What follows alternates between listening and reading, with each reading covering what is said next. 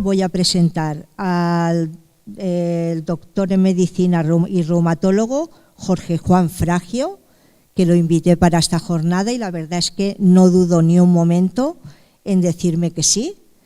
Y cuando quieras, el título de su ponencia va a ser Fibromialgia y síndrome de fatiga crónica, concepto y abordaje integral. Muchas gracias. Llevo micrófono de solapa, así que...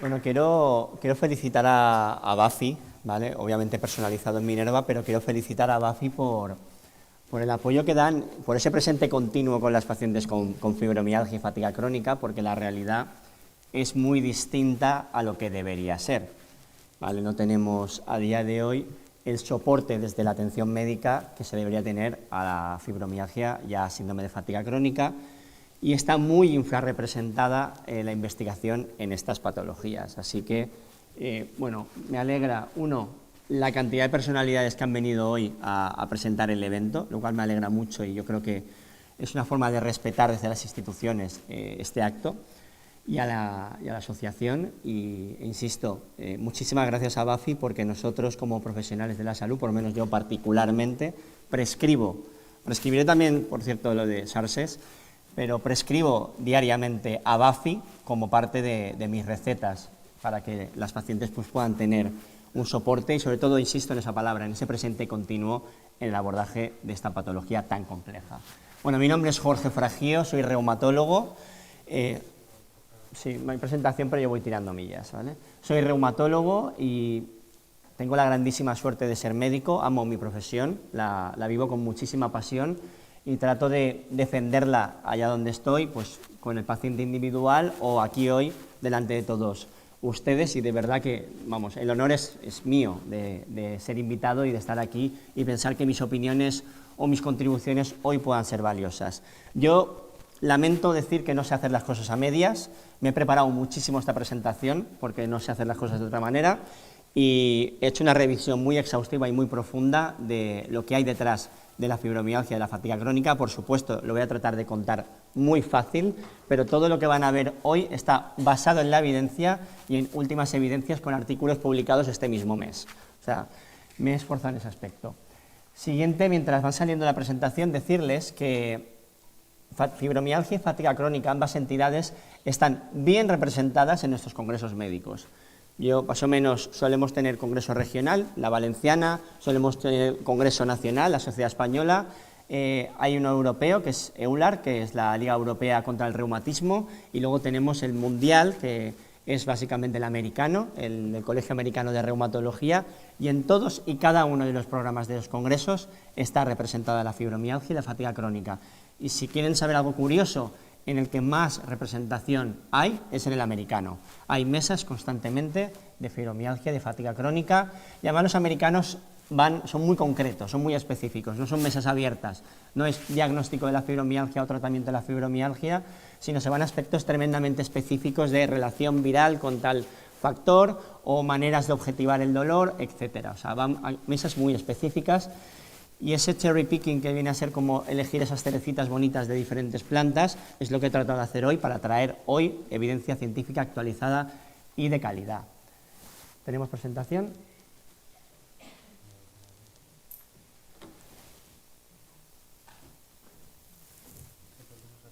Vale, y quería decir también que, bueno, sí que es verdad que la fibromialgia está clasificada como enfermedad reumática, pero como bien saben, es complejo especializarse en esta patología porque no hay unidades especializadas como tal. Pero sí que es verdad que puedo hablarles en calidad de médico especialista en reumatología porque veo pacientes con fibromialgia cada día, como comorbilidad de muchas enfermedades que vemos en nuestro día a día. Esta diapositiva es mía, sí. Y yo particularmente, si me he especializado en algo, si se puede decir de alguna manera, en la práctica clínica y en investigación, lo que más llevo es lupus eritematoso sistémico. Seguramente alguien de aquí tiene lupus y saben que el lupus es tremendamente frecuente la fatiga, es tremendamente frecuente el tener algún tipo de síndrome cognitivo y es tremendamente frecuente experimentar dolor crónico. También en otras enfermedades reumatológicas lo vemos con mucha prevalencia este tipo de signos y de síntomas. Y hoy pues lo que vengo es a poner a su disposición de ABAFI, de todas las asociadas y asistentes presenciales y virtuales, pues lo que sé de este campo de la medicina. ¿Vale? Entonces voy a hacer un paseo voy a obviar una primera parte introductoria de la reumatología en general, la voy a pasar rápido por motivos de tiempo porque vamos un pelín retrasados. Pero nosotros, los reumatólogos, nos dedicamos en cuerpo y alma al tratamiento de enfermedades musculoesqueléticas y particularmente a patologías relacionadas con el sistema inmunológico, ¿vale? De hecho, la propia palabra reumatología viene no de huesos y articulaciones, sino viene de reos, de algo que fluye. Y este romanticismo a la hora de expresar la especialidad viene precisamente de que se creía antiguamente que había algo en los fluidos del cuerpo que tendía a depositarse en las articulaciones y las enfermaba. Y de ahí que la palabra reumatología esté ligada a los fluidos, y si piensan en reumatología y el griego reos, también les sonará catarro, catarreos, viene precisamente catarro de que expulsamos fluidos del cuerpo en un proceso de sanación. Las enfermedades que tratamos, muy diversas, algunas de ellas articulares, algunas de ellas relacionadas con el sistema inmunológico y algunas de ellas en partes blandas, entre ellas, por supuesto, la fibromialgia. Reumatología es una especialidad muy nueva. En 1940 se empieza a hablar de reumatología como tal, aunque reumatismos estaba presente hace ya miles de años en muchísimos textos médicos. Y aquí he traído también unos datos, aunque son datos epidemiológicos de Estados Unidos, nos sirven muy bien para darnos cuenta de la dimensión de los problemas de las enfermedades reumáticas. Por ejemplo, que cerca del 40% de los adultos en Estados Unidos tienen algún tipo de reumatismo crónico, que 2/3 de ellos requieren asistencia médica con frecuencia. Pensemos esto, el impacto que tiene a nivel de usuarios, ¿no? 23% de adultos tiene algún tipo de enfermedad reumática codificada en su historia médica, y por lanzar probabilidades, una mujer tiene 1 de cada 12 probabilidades a lo largo de su vida de tener algún tipo de enfermedad reumática. Sabemos que es asimétrica, lo han expresado muy bien, está feminizada en general la reumatología, y un hombre algo menos, 1 de cada 20 personas. Vamos a ir un momento al trasfondo de lo que estamos hablando. Desde la reumatología hablamos fundamentalmente de sistema inmunológico y hablamos de huesos, músculos, articulaciones. Aquí tienen, por ejemplo, una articulación hueso-hueso, entre medias un cartílago para que la fricción sea lo menor posible, y esta interacción hueso-hueso se protege por una membrana sinovial. Una membrana sinovial que a simple vista no deberíamos ver. Los reumatólogos palpamos articulaciones buscando un engrosamiento de esa membrana sinovial, y eso lo llamamos artritis, sin apellidos, inflamación articular. ¿Vale? Fuera de esa membrana sinovial, fuera de ese hueso cartílago, tenemos ya las estructuras que permiten la locomoción, el movimiento, músculos, tendones y su inserción a el hueso. Y de esta manera está la estructura básica de movilidad de nuestro organismo: huesos, músculos, tendones, articulaciones, y el eje central de nuestra actuación como especialistas en reumatología. Pero hemos dicho que hay una vertiente que es articular y otra vertiente que va intrincada con el sistema inmunológico. Y claro, es muy frecuente que mencionemos todos en la calle el sistema inmunológico, pero quería traer rápidamente y brevemente que entendamos nuestras defensas, ¿no? Entonces, nosotros tenemos dos tipos de defensas: unas muy rápidas que llamamos innatas, no tienen periodo de latencia, están siempre presentes en todas las partes del cuerpo, ¿vale? Pero son burdas, son más toscas. Y luego tenemos una inmunidad que llamamos adaptativa, y en su analítica pueden verlo. Esta inmunidad innata, más tosca, rápida, muy fuerte, pero inespecífica, son los neutrófilos, son los leucocitos, son polimorfonucleares, pero sobre todo leucocitos en general. Y esta inmunidad adaptativa más sofisticada son los linfocitos. Vamos a verlo. Sistema innato, hemos dicho, elementos siempre presentes, preparados para atacar y defendernos frente a agresiones externas. Las minas. En un campo de batalla disponemos minas donde prevemos que un enemigo pueda pasar. El cuerpo hace lo mismo. El cuerpo reparte unas proteínas que fabrica nuestro hígado por todo el organismo. Es el complemento. Estas proteínas, cuando entran en contacto con un patógeno, con un bicho, se activan y lo matan. Tenemos también a los marines, células toscas, pero muy fuertes y muy valientes. Salen rápidamente a defendernos en el momento que entra un agresor. Esos fagocitos podemos verlos en una analítica como neutrófilos, por ejemplo. Esto es el sistema inmune innato, fundamentalmente. Y ahora vamos a ver el adaptativo. Seguimos un poquito con la nomenclatura de guerra, que para las defensas es tremendamente sencillo replicar. Tenemos las fuerzas aéreas. Las fuerzas aéreas, al final, son aviones que se mueven muy rápido y que son capaces de lanzar misiles. Misiles que en este caso suelen ser teledirigidos y muy específicos de nuestro enemigo. El sistema inmune hace exactamente lo mismo. Tenemos linfocitos llamados linfocitos B, productores no de misiles, sino de anticuerpos o inmunoglobulinas específicas de los agresores que vengan, ya sea un virus, ya sea una bacteria, un hongo o lo que haga falta. Y finalmente tenemos unas células llamadas linfocitos T. Creo que esto lo conocimos todos con el COVID, porque se puso de manifiesto todo este tipo de células y salían en todos lados, que pueden adquirir tres roles en esta guerra: generales, porque coordinan a otras células y respuestas a distancia; pueden ser asesinos, porque hay células T que se encargan de matar a otras células, directamente interaccionan célula a célula y matan, serían asesinas esas células. Y luego hay unas células llamadas psicólogas. Estas células son capaces de buscar una célula hiperactivada y, quieta parada, relájate, ya se acabó tu trabajo. Todas las células que ven aquí representadas son fundamentales para tener un sistema inmune estructurado y funcional que nos defienda frente a agresiones externas, y cualquier desequilibrio en cada uno de estos compartimentos puede dar lugar a algún tipo o de infección, inmunodeficiencias, o si trabajan mal, a enfermedades autoinmunitarias, a veces órgano-específicas como un vitíligo y pierdo el color de la piel, como por ejemplo alopecia areata, pierdo el pelo, esclerosis múltiple, se me inflama el cerebro, o pueden ser diseminadas o sistémicas como el lupus, que me afecta la piel, los riñones, el pulmón, el cerebro, las articulaciones, etcétera, etcétera, etcétera. Y además, de la misma manera que Internet se inventó para comunicar a las tropas de un ejército, y hay miles de sistemas de comunicación en el ejército, ¿no? Pues el sistema inmune de todos los vertebrados tiene sistemas tremendamente sofisticados de comunicación, y las células se lanzan mensajes, célula a célula, célula anticuerpo, a corta distancia, a larga distancia, y estos se llaman citoquinas y quemoquinas, porque hay también algunas que son para quimioatrayentes, para atraer células de un sitio a otro. Y así funciona nuestro sistema inmunológico.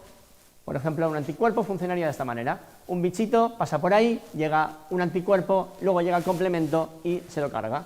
Y así, visto al microscopio, veis una bacteria por ahí, que es un diplococo, diplo porque son tiene dos partes, y ahí tenéis un polimorfo nuclear, un neutrófilo, que está buscándola, persiguiéndola, se la fagocita, es decir, se la come, y con los gránulos que tiene dentro, la deshace. Así funcionan nuestras defensas, ¿vale? Así lo vemos en un diagrama, pero es más chulo viendo al microscopio, animado, y esta es un poco la historia natural de una enfermedad autoinmune, de una enfermedad articular, en definitiva. Y vamos un poco allá a profundizar en fibromialgia, fatiga crónica, que es lo que nos conecta hoy, ¿vale? Entonces yo quiero pasar de esa fatiga inexplicada a que entendamos la fatiga crónica como una enfermedad sistémica compleja, ¿vale? Y a lo largo de las décadas se han descrito muchísimos cuadros clínicos que ahora entendemos que eran síndrome de fatiga crónica, pero si han tenido la oportunidad de ver historia de esta enfermedad, verán que tras eventos importantes como guerras o catástrofes, muchos médicos reportaban una gran cantidad de pacientes que se quedaban sin energía. Por ejemplo, una de las madres de la enfermería, Florence Nightingale, reportaba fatiga crónica persistente que le dificultó mucho continuar con unas tareas increíbles que estaba haciendo. Perdón.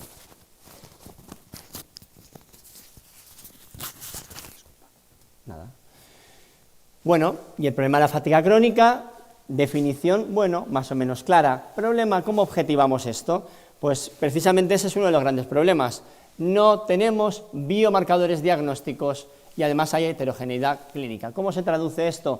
No tengo nada que yo pueda medir en la sangre de un paciente para correlacionarlo con lo que me está contando, si lo tiene o no, y cómo se está modificando en el tiempo. Claro, si no tengo un biomarcador diagnóstico y no tengo un biomarcador pronóstico, ¿cómo voy a diagnosticar y cómo voy a tratar a los pacientes? ¿A qué me cojo?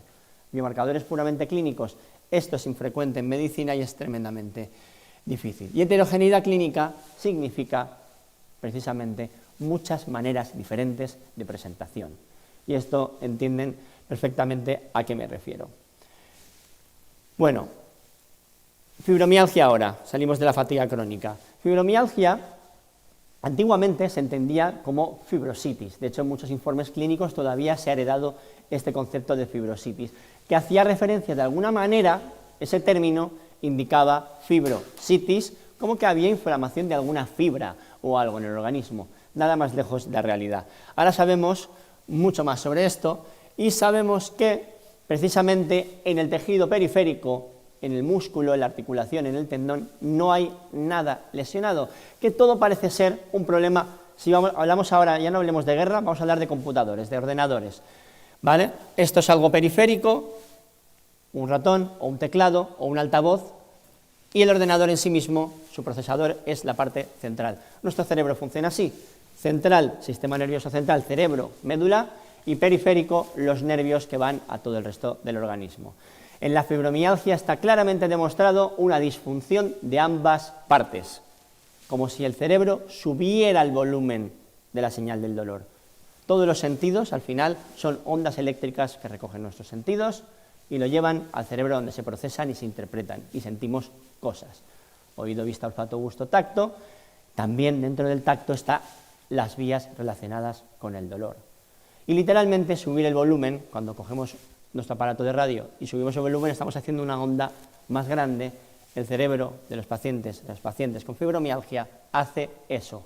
Algunos por problemas en los nervios, en los periféricos, que detectan más o envían más de lo que deberían, y a veces a nivel central, el cerebro literalmente amplifica esa señal dolorosa y genera esa experiencia tan negativa que es dolor en ausencia de agresión. Bueno, definiciones. Es un trastorno caracterizado por dolor, obviamente, musculoesquelético crónico, generalizado, y además tiene que ser de largo tiempo. En cronicidad hablamos de al menos 3 meses. Se asocia a otros elementos clínicos como fatiga, sueño no reparador, alteraciones cognitivas y del estado de ánimo. Y cuando yo veo a un paciente delante mío que lleva algún tipo de Apple Watch o un Garmin o similar, enseguida digo, oye, vamos a mirar las biometrías que saca el reloj, y casi siempre las pacientes con fibromialgia tienen biometrías muy malas, muy mal descanso nocturno, muy mala capacidad para afrontar el día, porque eso los relojes estos inteligentes te lo dicen, y un poco dices, ostras, vamos a ver cómo afrontamos esto, ¿no? ¿Estilo de vida o qué hacemos? Y bueno, también quería traer definiciones relacionadas con el dolor, porque es muy frecuente que en consulta nos escuchen hablar de los diferentes tipos de dolor y quizá esto se escapa o no da tiempo quizá a aterrizar conceptos. Entonces, básicamente he traído los 3 tipos de dolor que hay ahora mismo según la ciencia. El nociceptivo es el que todo el mundo entendemos. Esta mañana, llegando al centro de salud de Torrent, he cerrado el maletero de mi coche y me he pillado el dedo y me he roto la falange distal, una fisurita, nada, pero me ha dolido mucho, ¿vale? Ese dolor es el nociceptivo. Si te cortas te duele, si te golpeas te duele, si me pellizco duele. Luego hay otro tipo de dolor que mucha gente conoce, que es el neuropático. Este cuesta ya un poquito más de entender si alguien no lo ha experimentado o si no tiene alguien cercano que lo haya experimentado. Pero como la ciática es algo muy frecuente, pues ya más o menos todos nos hacemos una idea. Cuando comprimes un nervio, no da el mismo tipo de dolor que cuando te pellizcan. Es un dolor de enganchón, eléctrico, con hormigueos, con síntomas más raros, síntomas en definitiva neurológicos. El túnel carpiano, se me duermen las manos por la noche, o tengo hormigueos, depende de la posición, ¿vale? Eso es un dolor de tipo neuropático. De alguna manera estoy lesionando o molestando la función normal de un nervio. Pero el dolor de la fibromialgia no es ni neuropático ni es nociceptivo, es nociplástico. Es un concepto nuevo. Los médicos, los biólogos, los farmacéuticos, al final, para poder investigar, necesitamos crear términos que aglutinen cosas, porque si no, no podemos diseñar estudios. Entonces, el nombre que le hemos dado a este tipo de dolor, en el cual no hay ninguna lesión periférica y el nervio está bien, es un dolor que llamamos nociplástico, y cada vez lo irán más, porque cada vez se está divulgando más en esta línea y este sentido. Nosotros ya hemos recibido este año 2 propuestas de estudios con universidades valencianas para hacer estudios avanzados de relación de dolor nociplástico con alteraciones en la población de bacterias en el intestino, etcétera, etcétera, etcétera. Así que todo parece que se está moviendo en esta línea el dolor nociplástico. Y bueno, de la definición de la fatiga crónica, es un síndrome crónico y debilitante caracterizado precisamente por esta fatiga. Una reducción sustancial y persistente respecto al nivel previo de actividad. Un declive energético, como hacerse mayor demasiado rápido, con fatiga intensa, de nueva aparición y no debida a sobreesfuerzos y que no se alivia de forma sustancial por el descanso. Básicamente el hallmark para diagnosticar a un paciente con fatiga crónica es que esté siempre cansado, siempre cansada, que cuando descansa ese sueño no repara esos niveles de energía y que esfuerzos pequeños son extenuantes. Esa es un poco la definición clínica de síndrome de fatiga crónica. Y además hay generalmente malestar post-esfuerzo, ¿vale? Y también suele haber de alguna manera algún tipo de síndrome cognitivo. Ortostatismo significa esta sensación que todo el mundo conocemos, pero en pacientes con fatiga crónica ocurre muchísimo. Ortostatismo es: yo estoy tumbado, tumbada, me levanto rápidamente y todo me da vueltas hasta que mi tensión arterial recupera la normalidad. Pues el ortostatismo es tremendamente frecuente en pacientes con síndrome de fatiga crónica. Fibromialgia, fatiga crónica, ambos a día de hoy en rutina clínica, otra cosa es la ciencia, en rutina clínica son diagnósticos clínicos, es decir, las pruebas solo sirven para descartar otros procesos intercurrentes. Cuando a un paciente con fibromialgia, fatiga crónica, le estamos pidiendo una resonancia cerebral, incluso un PET cerebral, una analítica compleja, lo que estamos buscando es otra cosa que esté causando ese dolor o esa fatiga. ¿Cómo de frecuente es esto? Como ya se ha mencionado, lo voy a pasar más rápido, pero es muy frecuente. Han mencionado 1 millón de personas en España, yo esa cifra no me la manejaba, pero me la creo, con una marcada predominancia femenina y un aumento de prevalencia con la edad. Hay mucha frecuencia de fibromialgia en consultas de reumatología, o sola o acompañada a otros procesos médicos, y es frecuente sobre todo en pacientes con problemas del sistema inmunológico. De la fatiga crónica también bastante frecuente. Aquí nos dicen que en Estados Unidos hay 2,5 millones de personas con síndrome de fatiga crónica y que puede presentarse a cualquier edad, aunque es más frecuente en adultos de 40 a 60 años. Pero recientemente yo he diagnosticado a una paciente de 15 años, o sea, esto puede golpear a cualquier edad. De nuevo parece haber más predominancia por el sexo femenino, también pasa con todas las enfermedades autoinmunes. Las 6 enfermedades autoinmunes generalizadas en el organismo son más frecuentes en mujeres que en hombres. Relaciones con el cromosoma X, relaciones con estrógenos y sus receptores se postulan de que puedan tener relación esto. Hay, por supuesto, en fatiga crónica un grandísimo infradiagnóstico y, por supuesto, un gran retraso diagnóstico. Y además, ahora quizá se ha puesto de nuevo de manifiesto porque ha habido una oleada de nuevos diagnósticos tras la pandemia de COVID, ¿vale? Algo que para nada nos sorprende si entendemos el mecanismo de enfermedad, porque síndromes de fatiga postviral y síndromes de fatiga postvacuna se han descrito desde hace ya décadas. Vacunas y cientos de años aparecen los síndromes de fatiga postviral ya en diferentes textos. ¿Por qué hay fibromialgia? ¿O por qué una persona tiene fibromialgia? O mejor dicho, ¿cómo se tiene fibromialgia? Bueno, primero de todo es multifactorial, esto ya lo sabemos, pero tiene un sustrato neurobiológico, es decir, hay alteraciones objetivas en el cerebro y en el sistema nervioso en general de las pacientes con fibromialgia. Y en medicina intentamos estudiar las enfermedades desde muchos puntos de vista. Epidemiología es básicamente cuánto aparece, cómo aparece, en qué población, etcétera, ¿no? Pues se sabe que hay agregación familiar. Eso da pistas. Agregación familiar significa que en la familia de una persona con fibromialgia es más probable que aparezca otro caso. Eso le llamamos agregación familiar. ¿Eso significa que una enfermedad sea genética? No exactamente, pero sí que hay que considerarlo, que como mínimo puede haber algo genético o algo ambiental. Y en esa línea se sigue investigando y se sigue tirando del hilo. Luego, a propósito de esta agregación familiar, se hacen estudios genómicos. Cuando todavía no sé qué genes interfieren, lo que hago es estudiar los genes a lo bestia. En medicina esto se llama GWAS, es un acrónimo inglés. Pero viene a decir que cuando tengo un grupo de personas que creo que tienen algo en común, cojo, lo caracterizo, le pongo, hablamos siempre de eso, un nombre, un diagnóstico, y estudio el ADN de toda esa gente. Y con grandes computadores, con grandes ordenadores y grandes sistemas informáticos, comparo eso con bases de datos de población general sin esa enfermedad. Y entonces me salen colorines, porque claro, el ADN de cada persona tiene millones y millones y millones y millones de líneas de texto, de bases, ¿no? Y de esa manera descubrimos qué genes están relacionados con la fibromialgia y qué genes no están relacionados con la fibromialgia. Y de esa manera se ve que efectivamente hay una base genética para la fibromialgia y eso justifica la agregación familiar.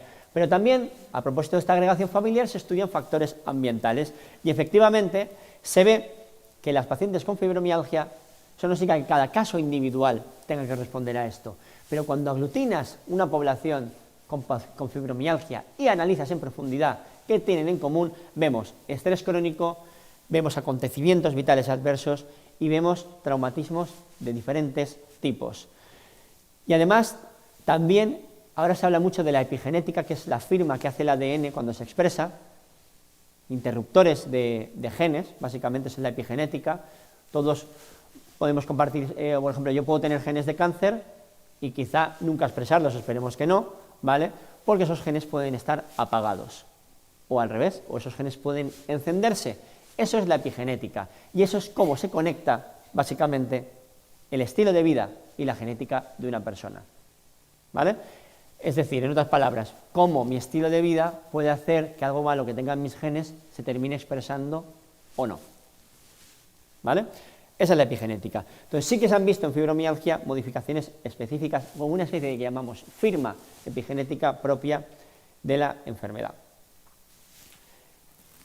¿vale? Bueno, primera parte de la fibromialgia contada, ¿no? Luego hemos comentado el tema del procesamiento central del dolor. El cerebro tiene muchas partes, hay una parte en concreto llamada tálamo, que es la estación de relevo donde todas las señales sensitivas del cuerpo llegan. Parece muy demostrado y aceptado que las pacientes con fibromialgia tienen alteraciones estructurales en el tálamo. En otras palabras, hay una parte del cerebro que es la responsable de subir ese volumen. Y luego viene algo que ahora está muy de moda, que si vamos al Corte Inglés, sección de salud en la librería, ya empezaremos a ver libros en esta línea. Nervio vago, sistema nervioso autónomo, aunque hay autores que llevan décadas y décadas publicando sobre esto. Pero se sabe que hay trastornos hormonales y del sistema nervioso que interfieren a la hora de hacer más probable que una persona tenga fibromialgia y que este dolor crónico se cronifique y se amplifique, ¿vale? Entonces, simplemente comentar que el sistema nervioso autónomo es ese sistema nervioso que no estamos controlando. Ahora todos estamos controlando los ojos de manera voluntaria, buscando la diapositiva o buscándome a mí, controlamos nuestro nivel de atención, controlamos nuestras manos, nuestras piernas, podemos controlar nuestra postura, ¿no? Ese sistema nervioso es el voluntario. Pero hay un sistema nervioso que gobierna nuestras tripas, que cuando nos ponemos nerviosos hace que glu, glu, glu, glu, que haya borborismos, que por ejemplo pueda tener reflejo de cuando bebo agua, reflejo de querer ir al baño, que cuando oigo un grifo tengo urgencia por ir al baño también. Ese tipo de sensaciones residen en el sistema nervioso, concretamente en una rama conocida como sistema nervioso autónomo. Disregulaciones en el sistema nervioso autónomo parecen ser claves en la fibromialgia y avanzo también en fatiga crónica. Y vías que se especula que van a ser muy esperanzadoras de tratamiento van a ir en esta dirección. Y luego, por supuesto, como no podía ser de otra manera, hay también mecanismos de neuroinflamación o mecanismos inmunológicos, es decir, que de alguna manera nuestras defensas también puedan estar interfiriendo en nuestro sistema nervioso a la hora de tener síntomas de fibromialgia. Vamos a hacer el mismo ejercicio ahora con la fatiga crónica. De nuevo tenemos predisposición genética marcada, es decir, sabemos que hay genes relacionados con la fatiga crónica y sabemos que hay factores ambientales relacionados con la fatiga crónica. ¿vale? Así que lo de enfermedades inventadas y todo esto, yo creo que ya está en la prehistoria, ¿vale? O por lo menos debería estar en la prehistoria para todas las personas que se sientan mínimamente comprometidas con la ciencia. Vale, hablamos aquí de triggers o de disparadores ambientales, ¿vale? Los triggers ambientales más desconocidos son los virus.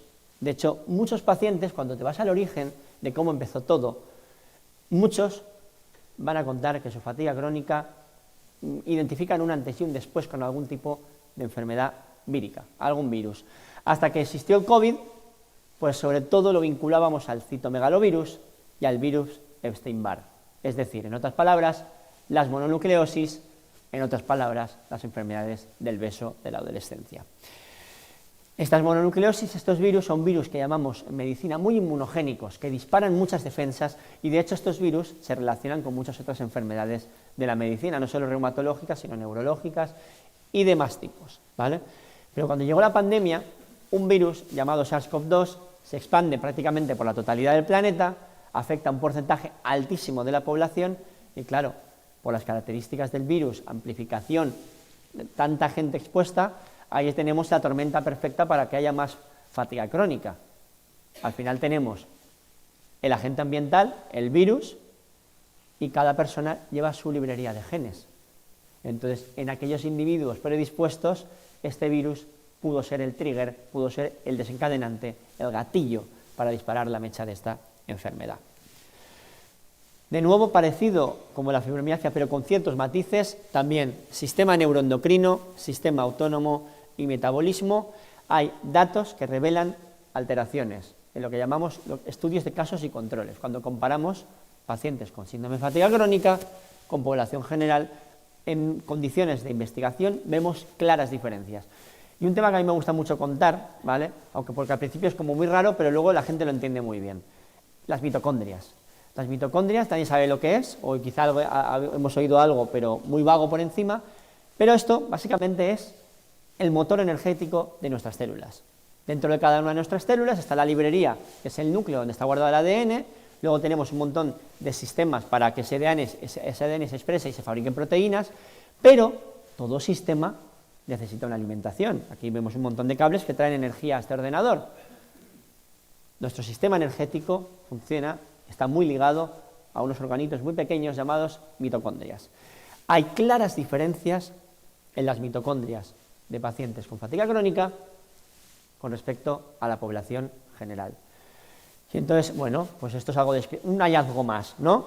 Pero yo quiero incidir aquí porque sí que se están investigando muchas maneras de aumentar la densidad mitocondrial. En pacientes es muy difícil, pero en población sana sí que se está trabajando mucho con éxito. ¿Cómo? Bueno, básicamente porque se sabe que a partir de los 30 años, yo tengo 35, a partir de los 30 comienza el envejecimiento, muy lentito, muy lentito, muy lentito hay envejecimiento. Y el envejecimiento en términos celulares es ADN más inestable, más cortito y menos mitocondrias, menos capacidad energética. Hay un declive energético progresivo. Y en población sana sí que hay formas, siendo cada vez más estricto con tu estilo de vida, más restrictivo con el tabaco, más restrictivo con el alcohol, más restrictivo con no dormir, con no trasnochar, o sea, dormir mejor, más intenso con el ejercicio, combinar diferentes formas de estimular a tu organismo. Está demostrado que aumenta la cantidad de tus mitocondrias y cómo funcionan estas mitocondrias. Es una manera natural de aumentar tus niveles de energía. Bueno, manifestaciones clínicas, yo creo que lo hemos contado ya. Tenemos dolor musculoesquelético generalizado, un dolor además que los pacientes van a describir de forma con dificultad al principio, hasta que no son pacientes expertos les va a costar hacerse entender. Dolor sordo, quemante, punzante, asociado a rigidez, hiperestesia, alodinia, y es tremendamente difícil, en las primeras veces que te enfrentas a un paciente con fibromialgia, plasmar esto en una historia médica, porque incluso médicamente no sabes, ¿qué describo? Pues al final lo que yo recomiendo a los médicos en formación, ante la falta de experiencia, exhaustividad, cópialo todo lo que te cuenta, y con exhaustividad luego ya en futuras visitas puedes darle forma a esa historia. Síntomas acompañantes frecuentes, pues tenemos la fatiga, el sueño no reparador, dificultades cognitivas. De hecho, le llamamos de forma amable fibrofog, porque fog en inglés es niebla, la niebla mental o neblina mental. Incluso en lupus también hablamos de un término parecido, neblina lúpica o, neblina lúpica en definitiva. Problemas de atención, de memoria, de velocidad de procesamiento.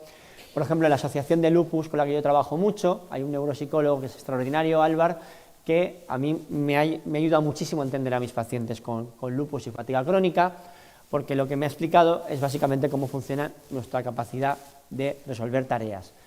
Eso lo llamamos en medicina funciones ejecutivas, capacidad de resolver tareas, ¿vale? Una persona sana no es consciente, pero hace múltiples tareas simultáneas. Conducir, miro al retrovisor, miro aquí, miro allá, miro por atrás, cambio de marcha, piso tal, embrago automáticamente, estoy constantemente haciendo múltiples funciones. Una persona con fibromialgia o con fatiga crónica tiene las funciones ejecutivas alteradas y les es tremendamente difícil coordinar tareas que antes podían hacer de manera automática. ¿Cómo diagnosticamos la fibromialgia? También diagnóstico clínico, es decir, nos tienen que creer a los médicos que diagnosticamos la fibromialgia, tenemos que hacer un diagnóstico que llamamos, es muy fea la palabra, de exclusión, excluyes otras patologías y finalmente por exclusión o por descarte terminas diciendo que el dolor de tu paciente es por esta patología. Tenemos muy mal aterrizados elementos para hacer seguimiento, índices de dolor generalizado, escalas de severidad de síntomas, etcétera, y está poco aterrizado, está poco estructurado y prácticamente se puede decir que en práctica clínica es residual. Muy poca gente está haciendo un seguimiento de fibromialgia basado en este tipo de evidencias. Las pruebas, como hemos dicho, son más para descartar que no para confirmar la fibromialgia y es frecuente que la fibromialgia venga de la mano de otras patologías. Y con la fatiga crónica pasa lo mismo. Las tres definiciones de fatiga que hemos comentado, fatiga crónica, no repara el descanso y además pequeños esfuerzos ahora me dejan extenuado o extenuada asociado de síntomas neurológicos variopintos como deterioro cognitivo, problemas de ortostatismo, problemas en definitiva de las diferentes ramas y vertientes de nuestro sistema nervioso. Se dice que además los síntomas deben estar presentes la mayor parte del tiempo y con intensidad de síntomas moderada a mayor. Es decir, de alguna manera que estos síntomas interfieran de manera notable en el día a día de nuestros pacientes. ¿Vale? Bueno, y como la charla buscaba integrar las dos, yo las he separado hasta el final, ¿vale? Entonces, el solapamiento es muy frecuente que una persona con fibromialgia tenga fatiga crónica y es muy frecuente que una persona con fatiga crónica tenga fibromialgia, pero os puedo garantizar que hay pacientes, no son demasiado frecuentes, pero hay pacientes con fibromialgia pura y pacientes con síndrome de fatiga crónica pura. Hay muchos síntomas que son comunes, pero el elemento distintivo, básicamente yo en la entrevista clínica les digo, bueno, entre los dos síntomas, fatiga y dolor, ¿cuál diría que es la columna vertebral de su día a día, de sus síntomas, de su interferencia con su día a día? Y el paciente se lo suele responder muy bien. Eso te ayuda un poco a dibujar o cerrar finalmente el diagnóstico primario y el que va acompañando. Diagnósticos asociados, pues hay que valorar y descartar otro tipo de patologías. A mí particularmente me gusta poner el acento en las patologías relacionadas con el sueño, porque cualquier patología que genere problemas en el sueño va a cursar con fatiga crónica y es una de las fatigas crónicas que es fácilmente tratable y yo creo que en algún caso habremos oído de un síndrome de apnea del sueño, estos roncadores que se ahogan durante la noche. Eso se puede medir con unas pruebas y eso se puede tratar pues, o con cirugías o con maquinitas que se llaman CPAPs, que generan presión continua en la vía aérea, la dejan bien abierta y el paciente pasa de dormir fatal a tener una calidad de sueño muy, muy buena y reparadora. Es una de las pocas causas de fatiga crónica tratable, incluso decir curable.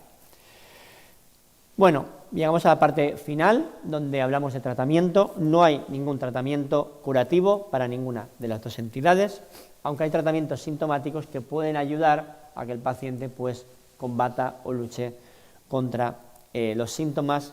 A mí la palabra luchar no me gusta tanto, a mí me gusta intentar transmitir el mensaje a mis pacientes de que recuperen su vida y que aparte pues luchen contra su enfermedad o que convivan con su enfermedad, pero que su vida tiene que estar absolutamente recuperada, su línea vital se tiene que retomar. No podemos ser una enfermedad con personas, sino una persona que aparte tenga un diagnóstico pues con el que convive de alguna manera, ¿no? De esa manera, y lo digo yo como espectador ahora, ¿vale?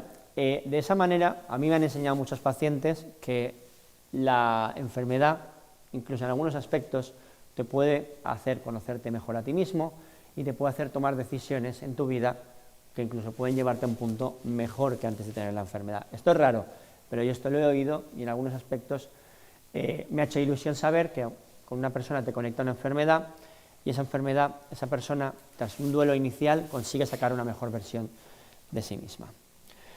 Elementos nucleares del manejo, pues claro, a falta de tratamientos efectivos, pues el manejo inherentemente tiene que ser multidisciplinar y multidimensional.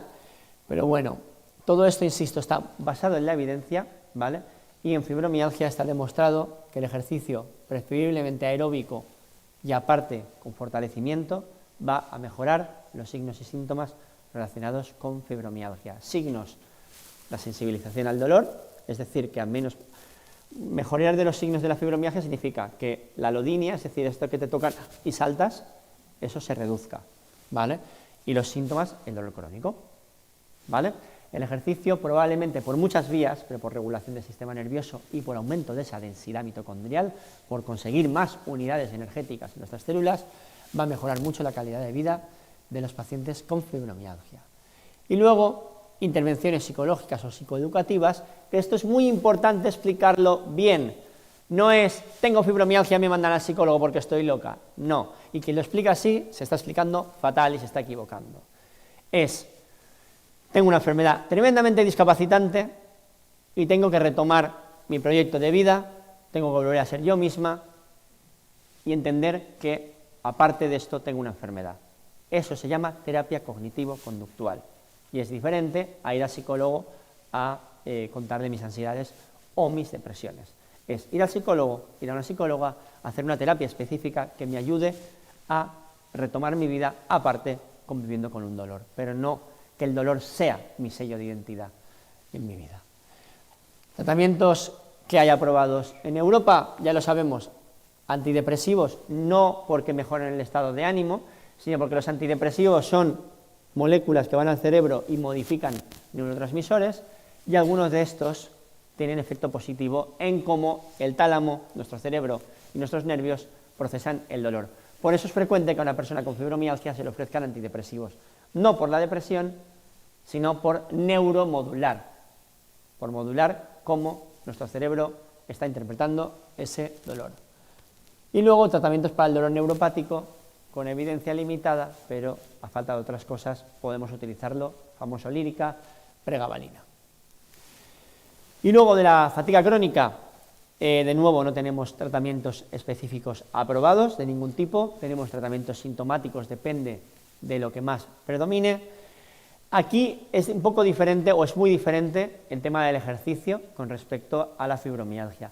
Aquí hay que tener mucho cuidado con la prescripción de ejercicio, porque aquí es fundamental el pacing, es decir, ser consciente de cuánta energía tengo y cómo la voy a administrar a lo largo del día. Si yo mando a un paciente a hacer deporte todos los días, se va a chupar toda su energía en el deporte y se acabó el día después del deporte. ¿Eso significa que ya no tenga que prescribir deporte? No. El ejercicio es fundamental para la salud de un ser humano y para un paciente con fatiga crónica, pero hay que saber muy bien cuánta dosis de deporte y qué días lo vas a prescribir, y tienes que hablar con tu paciente, porque no todos los días, si tiene cosas laborales, si tiene labores familiares, etcétera, van a ser adecuados para ubicar el ejercicio físico.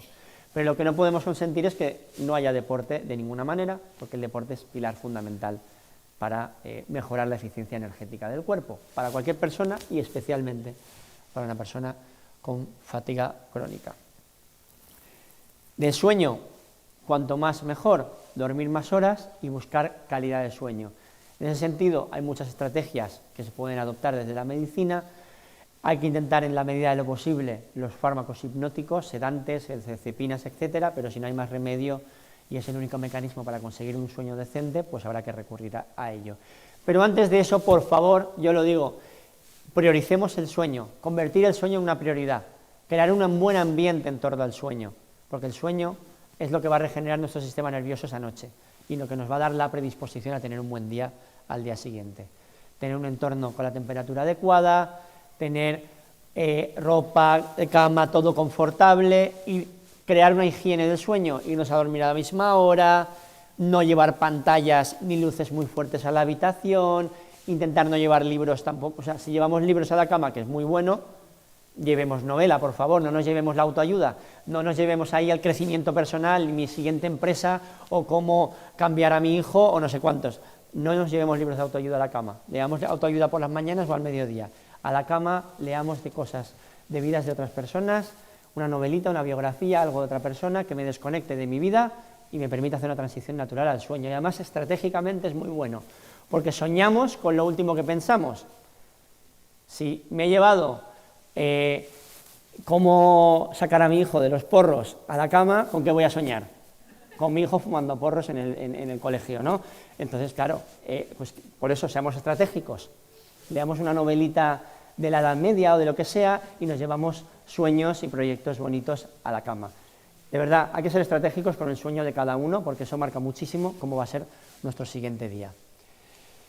Luego, me han pedido que trajera una diapositiva sobre un tratamiento que se ha aprobado en Estados Unidos, pero que todavía no ha llegado la aprobación a Europa. Esto suena, y acabo, esto suena muy esperanzador, pero tampoco quiero crear demasiada expectación. Es un tratamiento que se ha aprobado específico para fibromialgia, la ciclobenzaprina sublingual, que ayuda a mejorar la tolerancia de los signos y los síntomas de la fibromialgia. De hecho, aquí está todo recogido en la diapositiva, que además luego las tenéis a vuestra disposición, pero en el ensayo clínico básicamente, ¿sabéis que los ensayos clínicos en medicina, el esquema más sencillo es tratamiento activo versus placebo, con ciego? ¿Qué significa el ciego?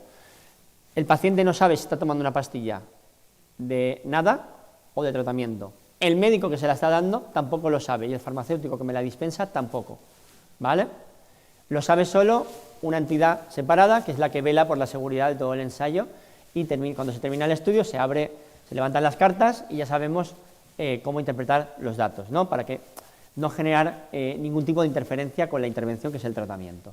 Entonces, ciclobenzaprina versus placebo, ¿vale? Se comparan en pacientes con fibromialgia. ¿Qué ocurre?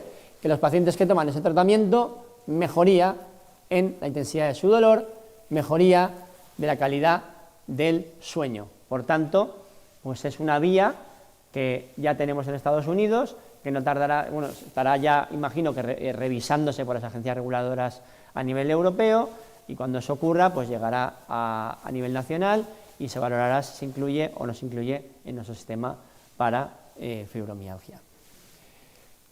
Y nada, me he traído sobre todo esto mensajes clave, básicamente que por supuesto, yo creo que ya en los términos en los que me he expresado, de dónde vengo y a lo que me dedico, creo que ya no debería quedar ninguna duda, son entidades absolutamente reales, hay muchísima gente, hay muchísimos millones de euros en todo el mundo investigando y poniendo muchos esfuerzos, múltiples equipos en entender mejor estos procesos, cómo diagnosticarlos, cómo medirlos y cómo tratarlos.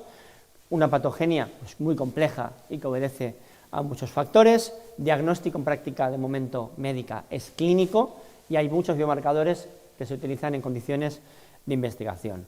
El tratamiento, hasta que no mejoremos, es individualizado, multidimensional, que combina educación de la enfermedad, estrategias, intervenciones, etcétera. Y bueno, tengamos la mente, los oídos y los ojos abiertos, porque pronto van a llegar opciones terapéuticas nuevas. Y simplemente el último mensaje es que sepan, insisto, aunque lo he dicho al principio al abrir, estamos investigando a muchísimos niveles, médicos, biólogos, farmacéuticos, a muchísimos niveles, sobre todo esto. Muchas gracias y simplemente que si tenemos una visión sesgada de las cosas, no vamos a poder ver la realidad. Si yo solo miro las articulaciones, un neurólogo solo el cerebro y un psicólogo solo las emociones, no tenemos ni idea de lo que estamos viendo. Necesitamos colaborar entre todos para entender la enfermedad. Muchas gracias.